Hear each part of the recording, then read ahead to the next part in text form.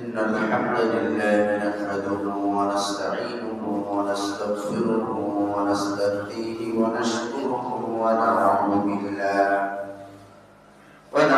بالله من شرور أنفسنا وسيئات أعمالنا من يهده الله فلا مضل له ومن يضلل فلا هادي له وأشهد أن لا إله إلا الله وحده لا شريك له وأشهد أن محمدا عبده ورسوله وصفيه وحبيبه من بعثه الله رحمة للعالمين هاديا ومبشرا ونذيرا وداعيا إلى الله بإذنه وسراجا منيرا فقد قال الله تعالى في كلامه المجيد وفي فرقانه الحميد أعوذ بالله من الشيطان الرجيم بسم الله الرحمن الرحيم إن الله وملائكته يصلون على النبي يا أيها الذين آمنوا صلوا عليه وسلموا تسليما اللهم صل على محمد وعلى آل محمد كما صليت على إبراهيم وعلى آل إبراهيم إنك حميد مجيد اللهم بارك على محمد وعلى آل محمد كما باركت على إبراهيم وعلى آل إبراهيم إنك حميد مجيد الله رب العالمين দরবারে সম্পূর্ণ শুকরিয়া যে মহান আল্লাহ সুবহানাহু ওয়া তাআলা আমাদেরকে সুস্থ স্বাভাবিক অবস্থায় আমাদের হায়াতে জিন্দেগীর মধ্যে শাবান মাসের মতো বরকতপূর্ণ মাসের আরো একটি জুমার দিন আমাদেরকে উপহার দিলেন সেই আল্লাহ পাকের শানে আমরা সকলে খুশি হয়ে শুকরিয়া আদায় করছি আলহামদুলিল্লাহ সম্মানিত মুসলিমগণ যে মাস চলছে এই মাসের পরেই বছরের সেই শ্রেষ্ঠ মাস মর্যাদাপূর্ণ মাস রমাদান কেন্দ্রিক কিছু প্রস্তুতি আমাদের থাকা দরকার, যেটা আমি গত জুমায় আপনাদেরকে বলেছি। আজকের আলোচনাটাও সেই প্রস্তুতির অংশ হিসেবে কিছু আলোচনা হবে ইনশাআল্লাহ। রমাদান মাসকে আল্লাহ পাক পরিচয় করিয়ে দিচ্ছেন কোরআনে কারীমে সূরাতুল বাকারা, যেখানে রমাদানের বিধিবিধান নাযিল হয়েছে। সেখানে আল্লাহ পাক রমজানকে পরিচয় করিয়ে দিচ্ছেন এভাবে, শাহরু রমাদানাল্লাযী উনজিলা ফীহিল কুরআন। রমজান মাস হলো সেই মাস যে মাসে কোরআন নাযিল হয়েছে। আল্লাহ পাক বলেন নাই যে মাসে তোমরা রোজা রাখো, বলছেন এই মাসে কোরআন নাযিল হয়েছে। মানে রমজানকে আল্লাহ পরিচয় করে দিচ্ছেন কোরআন দিয়ে। ভালো করে বুঝতে হবে কথা, রমাদানকে আল্লাহ পরিচয় করাচ্ছেন কোরআন দিয়ে, এইটা সেই মাস যে মাসে কোরআন নাযিল হয়েছে। আল্লাহ রাব্বুল আলামিন কোরআন নাযিল হওয়ার অনেক পরে এই মাসের এক মাসের রোজা ফরজ করেছেন অনেক পরে। কোরআন নাযিল শুরু হয়েছে আগে, রোজার বিধান আসছে অনেক পরে। যেই মাসে কোরআন নাযিল হলো সেই মাসটা জুড়ে আল্লাহ পাক রোজার বিধান দিলেন, সারাদিন খাওয়া দাওয়া বন্ধ। কেন? খাওয়া দাওয়া বন্ধ মানে কাজ কাম একটু কম, ফ্রি। এই ফ্রি সময়টা মানুষ যেন বছরের এই মাসটা কোরআনের মাস হিসেবে উদযাপন করে, বেশি সময় যেন দেয় অন্য সময়ের চাইতে। সেজন্য হয়তো আল্লাহ পাক আমাদেরকে একটি মাস সিয়াম সাধনার বিধান দিলেন। কিন্তু রোজার মাসটাই দেখা যায় যে আমরা সবচেয়ে বেশি খাওয়া দাওয়ার সরঞ্জাম নিয়ে ব্যস্ততার মধ্যে সময় কাটাই। আসলে সময় কাটানো উচিত ছিল কি নিয়ে? কোরআন নিয়ে। জোরে বলেন কি নিয়ে? কোরআন। তাহলে বিগত রমজান মাসগুলিতে যে ভুল হয়েছে, এই রমজানে আমরা একই ভুল করতে চাই না। এই রোজা রমজান মাস এটা কোরআনের মাস হিসেবে আমাদেরকে উদযাপন করতে হবে। বিভিন্ন দেশ, বিভিন্ন দিন, বিভিন্ন দেশে উদযাপিত হয় না? মাতৃভাষা দিবস, স্বাধীনতা দিবস, এই দিবস সেই দিবস। কোরআনের একটা দিবস আছে, সেইটা উদযাপন হচ্ছে কোথায়? কোরআনের দিবসটা, কোরআনের মাস জুড়েই কোরআন কেন্দ্রিক উদযাপন হবে ইনশাআল্লাহ। কোরআন পৃথিবীতে কেন আসলো সেটাকে আমাদেরকে বুঝতে হবে। তাহলে আমরা রমজান কেন্দ্রিক কোরআন উদযাপনের প্রস্তুতি গ্রহণ করতে পারব। কোরআন কেন আসছে, এইটা কোরআন যিনি পাঠিয়েছেন সেই মালিক তিনি ভালো জানেন, আমরা ভালো জানি না। তো তিনি আমাদেরকে কি জানালেন, আসুন একেবারে কোরআনের শুরুর দিক থেকে আমরা জেনে নেই। আল্লাহ রাব্বুল আলামিন বলেন, আলিফ লাম মিম যালিকাল কিতাবু লা রাইবা ফীহি হুদাল লিল মুত্তাকিন। হুদাল লিল মুত্তাকিন, মুত্তাকি হওয়ার পথ দেখায়। এটা এমন কিতাব লা রাইবা ফীহি, যাতে কোনো সন্দেহ সংশয় নাই। অন্য জায়গায় আল্লাহ পাক বলেছেন, এই কোরআন যদি আমার পক্ষ থেকে না আসে, অন্য কারো পক্ষ থেকে যেত, অন্য কেউ যদি পৃথিবীর সবাই মিলেও যদি এমন একটি কিতাব তৈরি করত, লাওয়াজাদু ফীহি ইখতিলাফান কাসীরা, তাহলে তোমরা এই কিতাবের মধ্যে, এই কোরআনের মধ্যে অনেক অসঙ্গতি, অমিল তোমরা দেখতে পেতে। কোরআনে কোনো অমিল আছে? একবারে প্রতিটি জিনিসের সাথে একটা মিল করা। কোন অমিল আছে পর্যন্ত কেউ খুঁজে পায়নি। আল্লাহ বলছেন, এটা যদি আমি না পাঠাইতাম, লাওয়াজাদু ফীহি ইখতিলাফান কাসীরা, অনেক অমিল পাইতা, একটা বুঝে না। পৃথিবীর মানুষ এত বড় একটা কিতাব লিখতে যায়, এর মধ্যে হাজারো অমিল গরমিল বানায় ফেলে। সবাই তো আমাদের সেই কিতাবটি আমাদেরকে মুত্তাকি হওয়ার পথ দেখায়। আবার রোজার বিধানের ব্যাপারে আল্লাহ পাক কি কথা বললেন, ইয়া আইয়ুহাল্লাযীনা আমানু কুতিবা আলাইকুমুস সিয়ামু কামা কুতিবা আলাল্লাযীনা মিন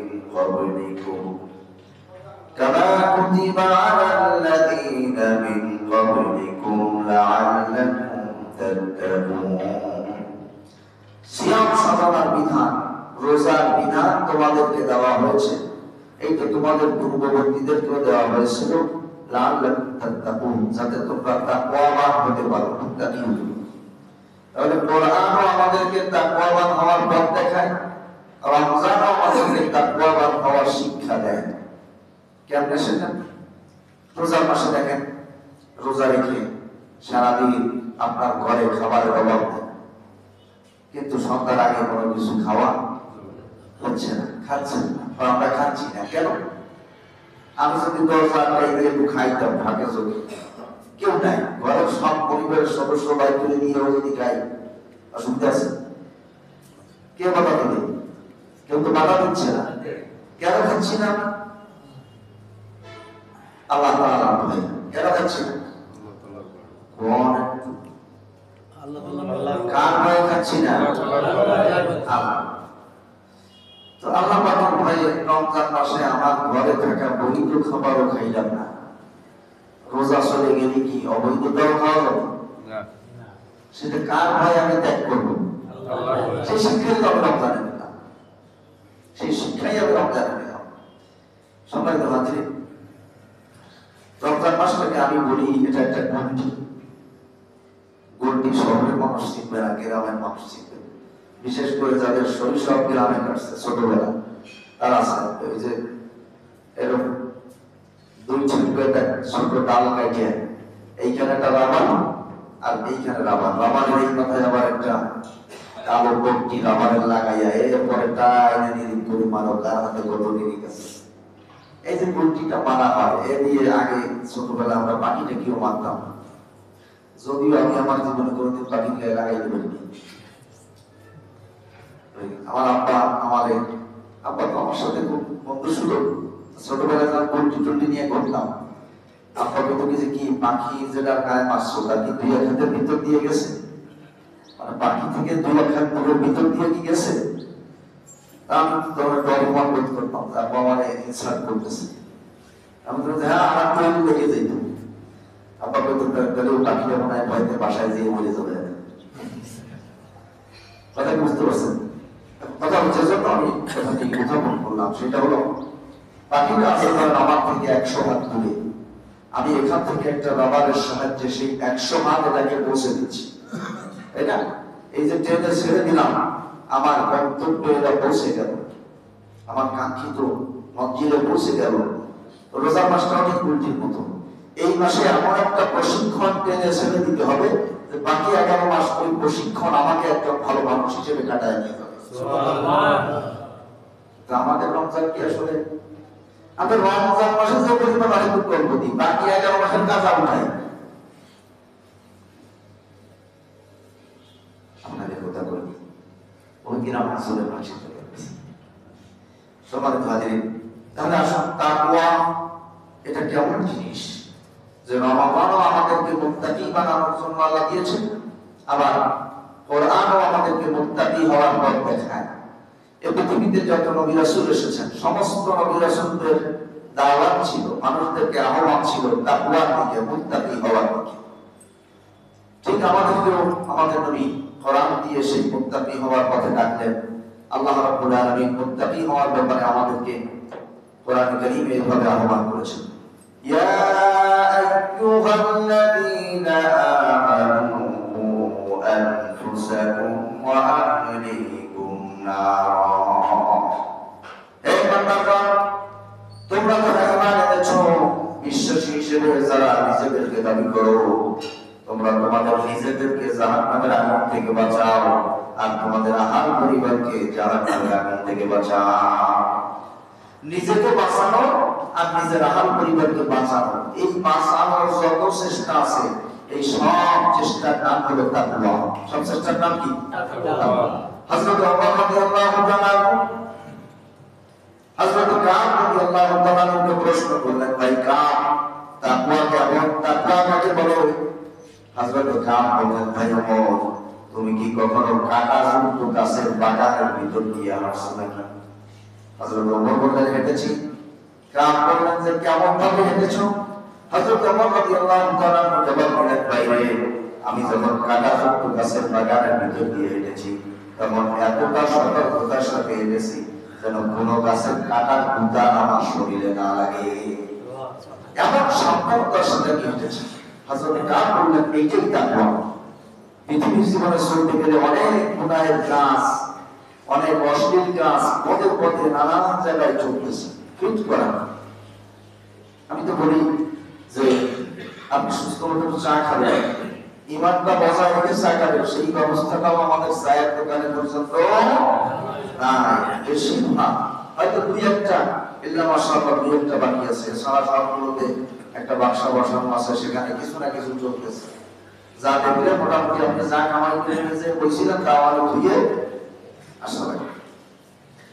হযরত কাব বললেন, এটাই তাকওয়া। কাঁটাযুক্ত গাছের ভিতর দিয়ে যখন সাবধানে হাঁটা লাগে, যে আমার গায়ে কোনো কাঁটা না ফোটে, কোনো কাঁটা গুঁতা না লাগে, কাঁটা গুঁতা লেগে আমার শরীর থেকে যেন রক্ত বের হয়ে না যায়। দুনিয়ার জীবনেও সমস্ত অন্যায় কষ্টের গুনাহের কাছ থেকে নিজেকে বাঁচাইয়া এতটা সাবধানের সাথে হাঁটা লাগে যে কোনো গুনাহের কাঁটা যদি আমার মধ্যে ঢুকে যায়, আঘাত করে, তাহলে দুনিয়ার গাছের কাঁটা ঢুকে যখন রক্ত বের হয়ে যায়, গুনাহের কোনো কাঁটা ঢুকে পড়ে ঈমান বের হয়ে যায়। দাদা বুঝতে পারছেন কিনা? সম্মানিত হাজির, এটাই হলো তাকওয়া। দেখুন হযরত আবু বকর রাদিয়াল্লাহু তাআলা কেমন তাকওয়া অর্জন করলেন এই কোরআনের সংস্পর্শে এসে। একবার তার স্ত্রী বললেন যে সন্তানরা তো একটু ওই যে আরবের একটা খাবার ছিল, এটা মিষ্টি মিঠাই জাতীয় খাবার, রুটি দিয়ে খাইতো, এই খাবারটা খেতে চাচ্ছে। আবু বকর বললেন যে আমার কাছে তো বাকি কোনো পয়সা করি না, অথচ তিনি তখন প্রধানমন্ত্রী খেলাফতের দায়িত্ব পালন করতেছেন। আমরা আরবিতে খলিফা বলতে যেন বুঝতে চান না, বাংলায় বলে বুঝবেন, প্রধানমন্ত্রী তখন তিনি আবু বকর রাদিয়াল্লাহু তাআলা আল্লাহ নবী বিদায়ের পরে, ইন্তেকালের পরে। স্ত্রী বলতেছে যে একটু এটা খাওয়ার দরকার, সে বলতেছে যে আমার কাছে বাকি কোনো পয়সা করি নাই যে আজকে আমি এই সম্পদ আপনাকে কিনে দিব। এরপরে স্ত্রী কি করলেন, রাষ্ট্রীয় কোষাগার থেকে উনি যে বেতনটা পান সেখান থেকে অল্প কিছু কিছু বাঁচায় রাখা শুরু করলেন, বাজারের খরচ থেকে কিছু বাঁচাইয়া এক পর্যায়ে ওই যা যা দরকার এগুলি কিনে তিনি ঠিক সেই মিঠাই খাবারটা তৈরি করলেন। তারপরে আবু বকর রাদিয়াল্লাহু তাআলা সামনে উঠিছে খাইলেন, সন্তানরাও খাইছে, উনিও খাইলেন। এবার স্ত্রী যখন এই খাবার সামনে দিলেন, আবু বকর রাদিয়াল্লাহু তাআলা অবাক হয়ে গেছে। বলতেছে তুমি এটা বাইরে কোথায়? বলছে যে এই যে আমি যে বেতন পান রাষ্ট্রীয় কোষাগার থেকে, সেখান থেকে আমি এতটুকু বাঁচাইয়া তারপরে এই জিনিসগুলো কিনে খাবারটা তৈরি করছি। হযরত আবু বকর রাদিয়াল্লাহু তাআলা খাবার খাইলেন, খাইয়া তিনি তার রাজ দরবারে যাইয়া মিটিং ডাকলেন, সুরা সদস্যদেরকে ডাকলেন, ডেকে বললেন আগামী মাস থেকে আবু বকরকে এই কয় টাকা কম দিবা, কারণ আবু বকর জেনেছে তার সংসার এই কয় টাকা কম হইলেও চলবে।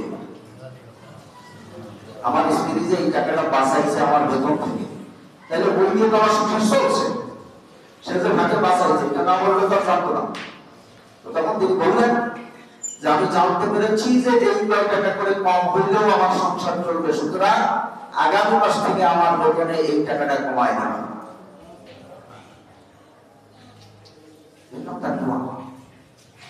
কোরআনের শাসে বলা মানুষ সকাল কথা যিনি আসুন এই তাকওয়ার দিকে সমস্ত নবীরা তাদের উম্মতদেরকে ডেকেছিলেন। হযরত নূহ আলাইহিস সালাম আল্লাহ রাব্বুল আলামিন তার ব্যাপারে বলেছেন إذ قال لهم أخوهم نوح ألا تتقون إني لكم رسول أمين فاتقوا الله وأطيعون হযরত নূহ আলাইহিস সালাম তার মতন লোকদেরকে বললেন, ও আমার সম্প্রদায়ের লোকেরা, আমার জাতির লোকেরা, আলা তাত্তাকুন, তোমরা কি মুত্তাকি হবা না, তাকওয়া অর্জন করবা না, আল্লাহর ভয় তোমরা তোমাদের মধ্যে ঢুকাবা না। নূহ আলাইহিস সালামের জাতির সমস্যা কি ছিল? আল্লাহ পাক বলেছেন আকাওমা নূহিন মিন ক্বাবলু ইন্নাহুম কানু হুম আযলামা ওয়া আতগা, তারা পরস্পরের প্রতি জুলুম করত, আর আল্লাহর দেওয়া যে আইন কানুন বিধি নিষেধ সেই ব্যাপারে তারা সীমা ছাড়াই যায়। আল্লাহ যা নিষেধ করছেন তা করত গয়। নূহ আলাইহিস সালাম সেই বিষয়গুলি থেকে তাদেরকে তাকওয়ার দিকে ডাকতেন, অর্থাৎ তাদের তাকওয়ার আহ্বানটা ছিল তোমরা কেউ কারোর উপরে জুলুম করবা না, জুলুম করবা না, আর আল্লাহ পাক যেভাবে চলতে বলেছেন, যেটা নিষেধ করেছেন সেটা সীমা লঙ্ঘন করে সেইটা করবা না। এরকম বিধি নিষেধের ব্যাপারে তিনি ডাকলেন, ওইটাই ছিল তাদের তাকওয়ার আহ্বান। হযরত ইলিয়াস আলাইহিস সালাম আরেকজন রাসূল, আল্লাহ পাক তার ব্যাপারে বলেছেন ওয়া ইন্না ইলিয়াসা লামিনাল মুরসালিন ইয ক্বালা লিকওমিহি আলা তাত্তাকুন আতাদউনা বা'দাহু ওয়া তাদউনা আহসানুল খালিকিন। ওয়া ইন্না ইলিয়াসা লামিনাল মুরসালিন, আল্লাহ পাক বলেছেন ইলিয়াস ছিল আমার রাসূলদের মধ্যে একজন রাসূল। হযরত ইলিয়াস আলাইহিস সালাম ইয ক্বালা লিকওমিহি আলা তাত্তাকুন, সেটা জাতির লোকদেরকে আল্লাহ তাআলা যে এলাকায় নবী বানায় রাসূল বানায় পাঠাইলেন, সেই এলাকায় গিয়ে তিনি দেখলেন তারা বাআল নামক এক দেবতার পূজা করে। সেই দেবতার নামও আল্লাহ কোরআনে আয়াতে জানায় দিলেন। তিনি তাদেরকে বললেন আতাদউনা বাআলা, তোমরা কি বাআল দেবতার পূজা করেই জীবন কাটায় দেবা? এসব বাদ দাও, দিয়া এক আল্লাহর দিকে আসা। আপনারা বলবেন যে আমরা তো পূজা করি না, তাই আমাদের এই আয়াতটা বাদ দিয়ে বলি হইতো। আমরা যদিও বাআল দেবতার পূজা করি না, কিন্তু আমরা বিভিন্ন বাজার বা বিভিন্ন খানকার প্রতি এমন ঈমান রাখি, ওরা মানবতা করে যেমন ঈমান রাখত।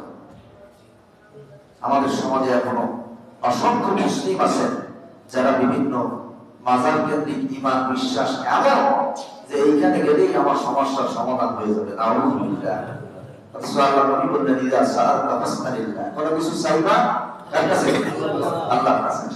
ওয়া ইযা ইসতাআনতা ফাসতাঈন বিল্লাহ, সাহায্য চাইবা আল্লাহর কাছে চাও। হাদিসের মধ্যে এসেছে আল্লাহ নবী বলেছেন, তোমার জুতার ফিতা ছিঁড়ে গেছে, জুতার ফিতা, এটা তুমি আল্লাহর কাছে চাও। আমার কাছে পয়সা আছে, আমি কিনে লাগাইতে পারবো, কিন্তু আমি যে দোকান পর্যন্ত পৌঁছাবো সুস্থ স্বাভাবিক ভাবে ফিতাটা আইনে লাগাবো, এর জন্য তো আল্লাহ সাহায্য করবেন, তৌফিক দরকার, রহমত দরকার। আল্লাহ নবী বললেন, এই আলামু জেনে রাখো পৃথিবীর মানুষ, আন্নাল উম্মাতা লা ইজতামা আলা আইয়ানফাউকা বিশাইইন, যদি পৃথিবীর সব মানুষ মিলে তোমার কোনো উপকার করার জন্য সিদ্ধান্ত নেয়, লাম ইয়ানফাউকা ইল্লা বিশাইইন ক্বাদ কাতাবাহু আল্লাহু লাক, আল্লাহ পাক তোমার জন্য যতটুকু কল্যাণ রেখেছেন তার বাহিরে সবাই মিলে চেষ্টা করো, তোমাকে কোনো কল্যাণ দিতে পারবে না। একজন মনুষ্য রোগী যদি ধনবান হন, তিনি তার সর্বস্ব ত্যাগ করে হলেও চিকিৎসা নিয়ে সুস্থ থাকার, বাঁচার জন্য চেষ্টা করেন।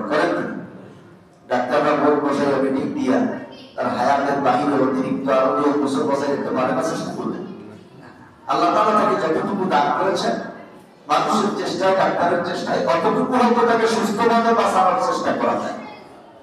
আবার আল্লাহ বললেন যে সবাই মিলে যদি তোমার ক্ষতি করার চেষ্টা করে, লাম ইয়াদুররুকা ইল্লা বিশাইইন ক্বাদ কাতাবাহু আল্লাহু লাক, আল্লাহ তাআলা তোমার জন্য যতটুকু ক্ষতি বাজে রেখেছেন তার বাহিরে পৃথিবীর সবাই মিলে ক্ষতি করতে পারবে না। এর অসংখ্য উদাহরণ, দৃষ্টান্ত, অনেক ঘটনা আপনাদের সামনে আছে, আপনারা ওয়াজে বহু শুনেন।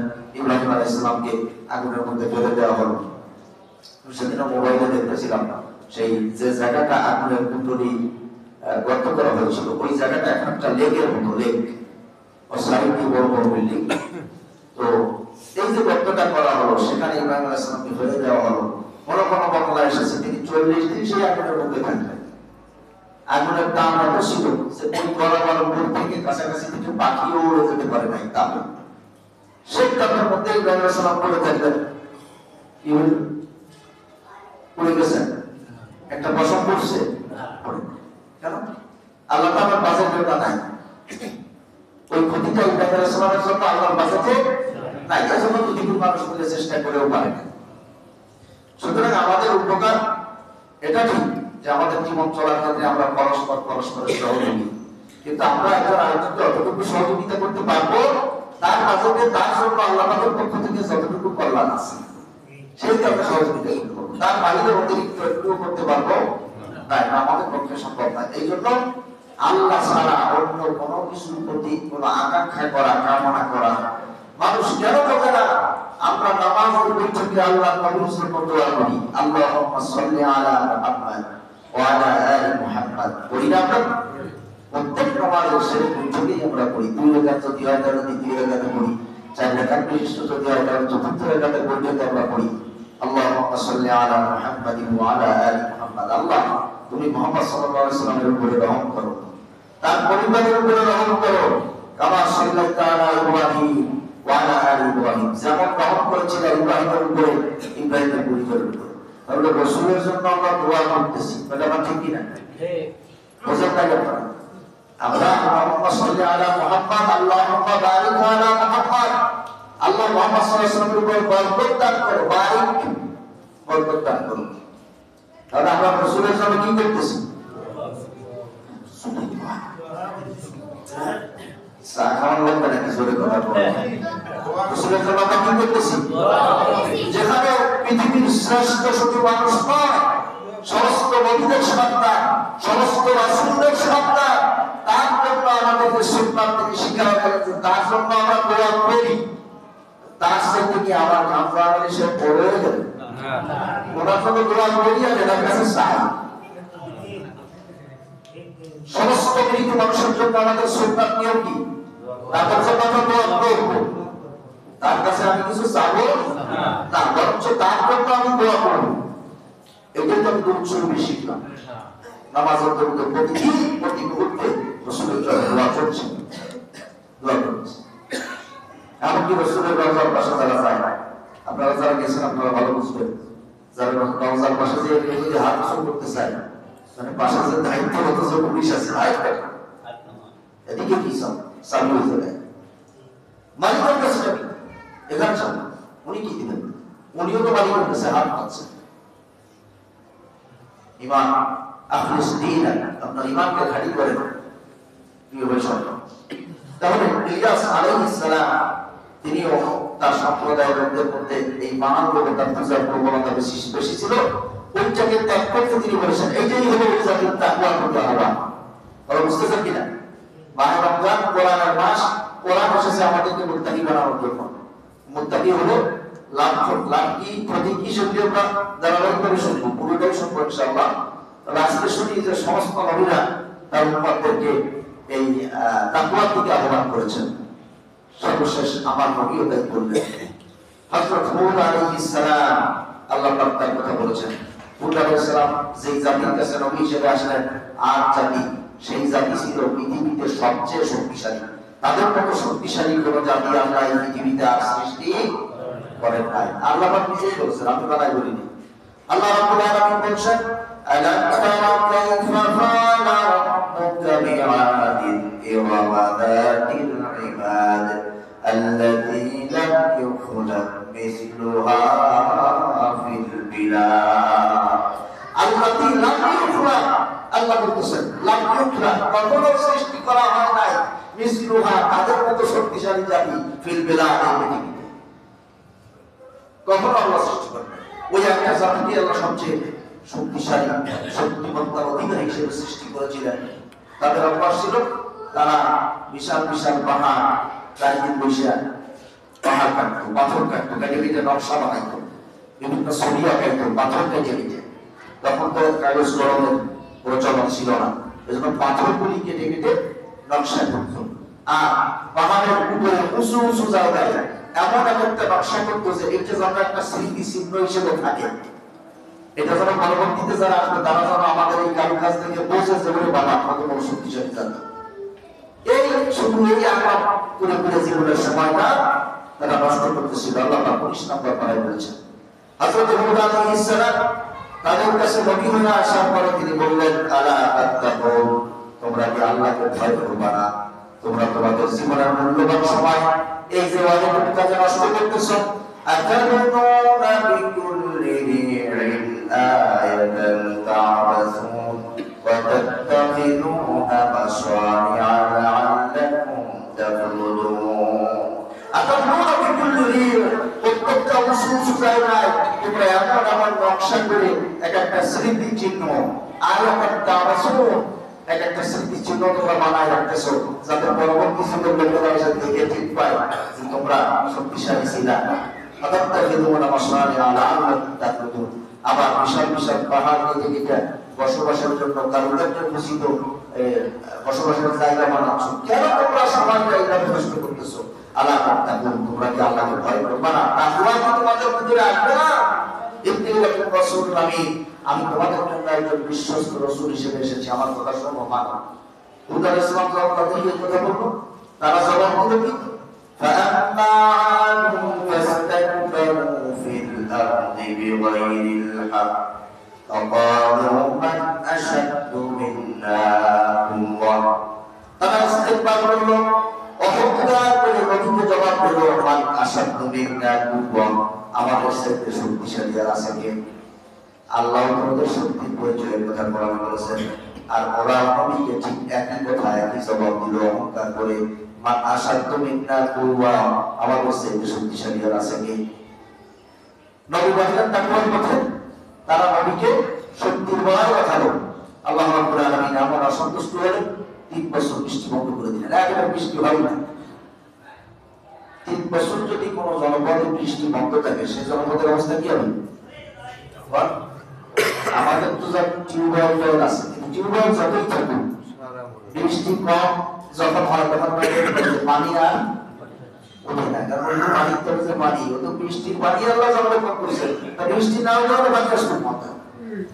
অর্থাৎ আল্লাহ তাআলার একটা নিজাম সূরা নূর সূরা মুমিনুন 18 নম্বর পারা প্রথম সূরা একবার দ্বিতীয় পৃষ্ঠা প্রথম আয়াত দেখবেন হিফজুস সাফান ওয়া আনজালনা মিনাস সামাই মাআন বিকদার আল্লাহ পাক বলছেন আমি আকাশ থেকে পরিমাণ মতো বৃষ্টি বর্ষণ করি ফাসকান্নাহু ফিল আরদ আর ওখান থেকে নির্দিষ্ট মাত্রায় পানি আমি জমিনের মধ্যে ঢুকাইয়া রেখে দেই সুবহানাল্লাহ আসকান্নাহু ফিল আরদ জমিনে ঢুকাইয়া আমি রেখে দেই অটোমেটিক দেবো না আল্লাহ বলছে আসকান্না আমি ঢুকাই সুবহানাল্লাহ সুবহানাল্লাহ কেন এই যে এখন বৃষ্টি নাই বছরের দীর্ঘ একটা সময় বৃষ্টি থাকবে না তখন পৃথিবীর মানুষ পশু পাখি তারা যেন পানির কষ্ট ভোগ না করে এই জন্য কিছু পানি জমিনের মধ্যে ঢুকে সংরক্ষণ করি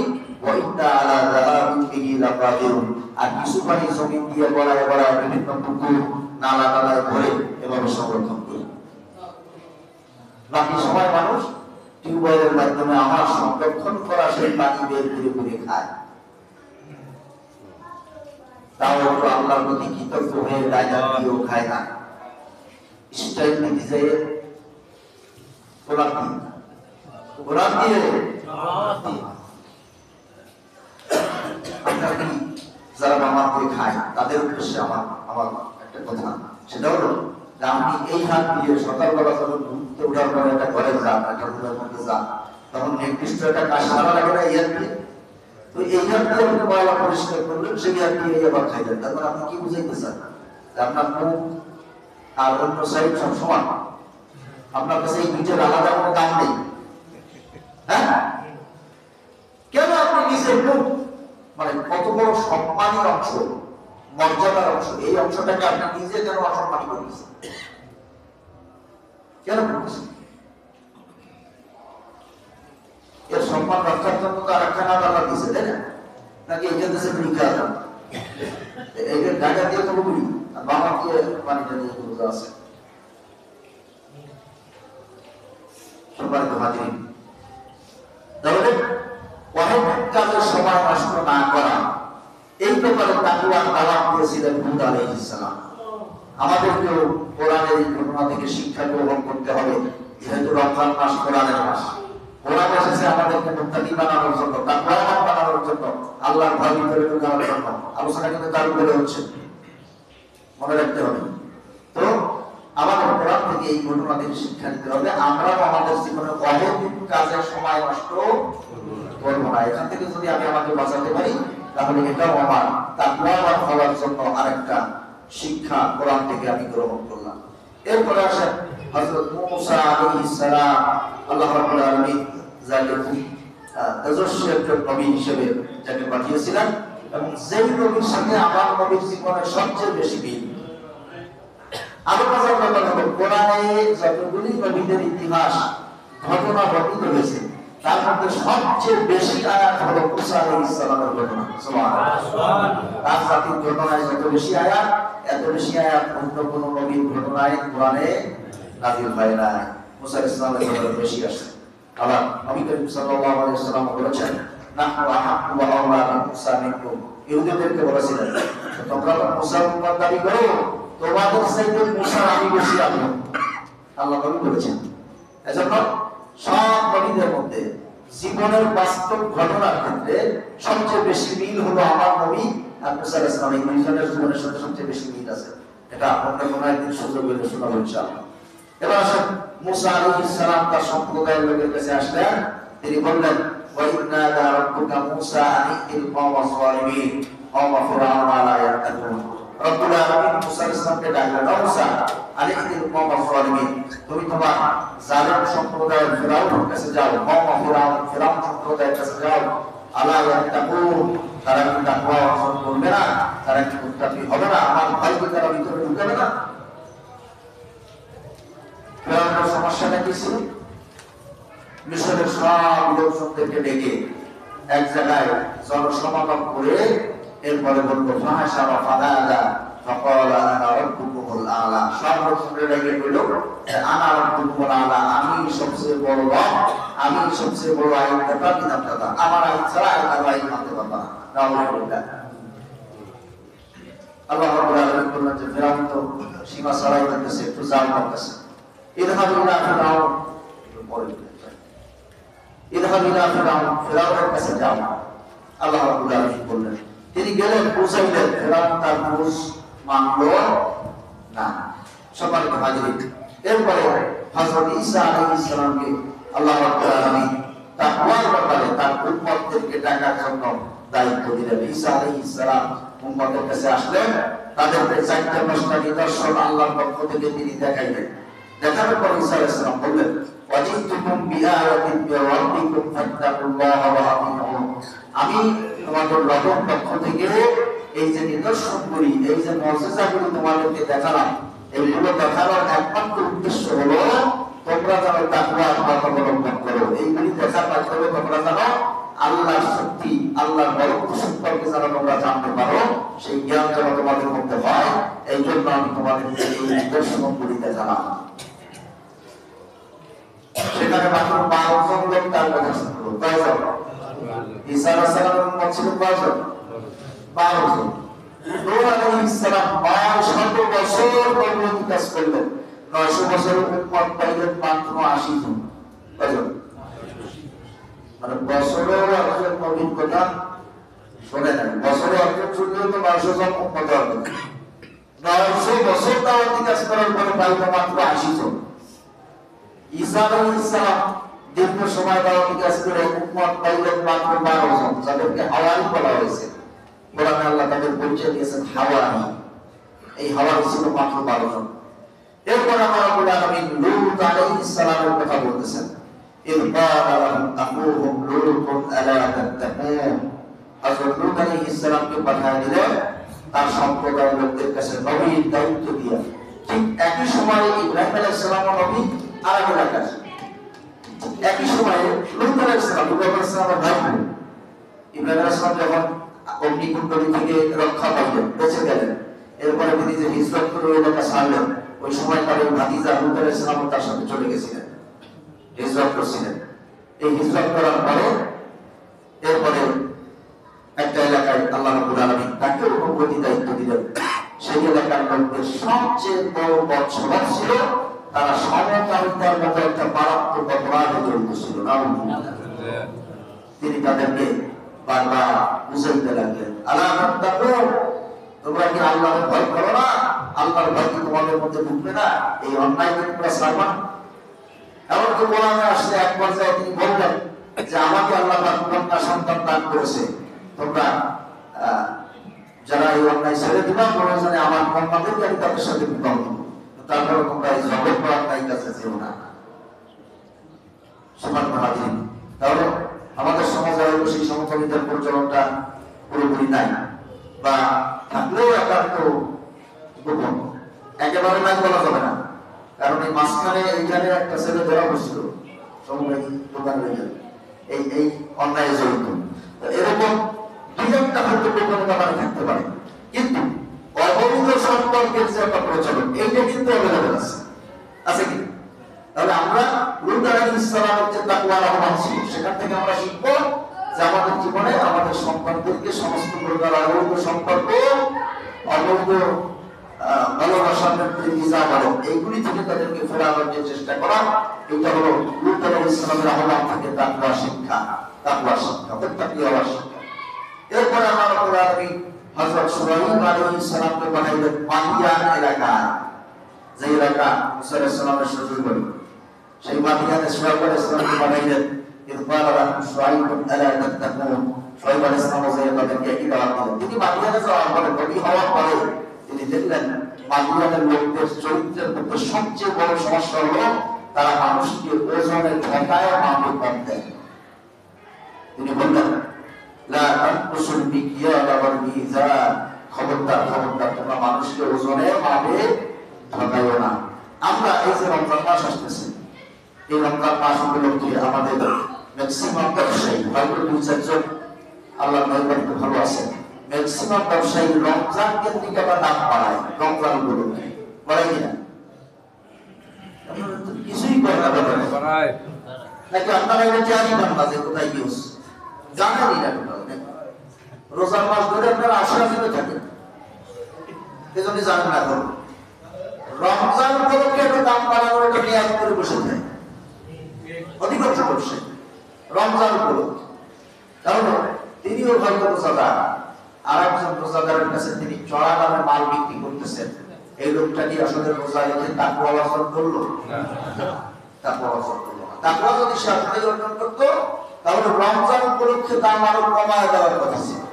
যার একজন রোজাদারের জন্য আমি সহজ করে দিই, সেইখানে আমাদের দেশে রমজান মাস কেন্দ্রিক একটা নিয়াত করেই বসে থাকে যে এখন এখন সবাই হয়েছে রমজান মাসে একটা কড়া গান দিয়ে দিবে। ব্যবসা করার মাস এই এক মাস, এটা আসলে সত্যি এই এক মাসে ব্যবসা করার মাস, কিন্তু সেটা হলো জান্নাতি ব্যবসা, পরকালী জীবনের কামারের ব্যবসা। আল্লাহ বলেছেন ইমানদারেরা এমন এক ব্যবসা করতেছে আল্লাহর সাথে যে ব্যবসায় কখনো লস হবে না। সুবহানাল্লাহ। তারা যা করতেছে তার সেই কয়েক তারা বেশি পরকালে যায় আল্লাহর কাছে পেয়ে যায়। ব্যবসা করা উচিত ছিল ওইটা, কিন্তু আমরা ব্যবসা করতেছি এইটা। তোমার ভাগিনা তাহলে আলোচনা আর দীর্ঘায়িত করবো না, যাতে আমরা মসজিদের আমাদের কিছু কাজ কাম শুরু হয়েছে, আপনারা তো দেখছেন অলরেডি যে মাসের কাজ কাম শুরু হয়ে গেছে। আমাদের ইচ্ছা যেহেতু রমজান একেবারে নিকটবর্তী সময়, এই জন্য কমিটিও খুব জোরালোভাবে চেষ্টা চালাচ্ছে যে খুব দ্রুত যেন কাজটা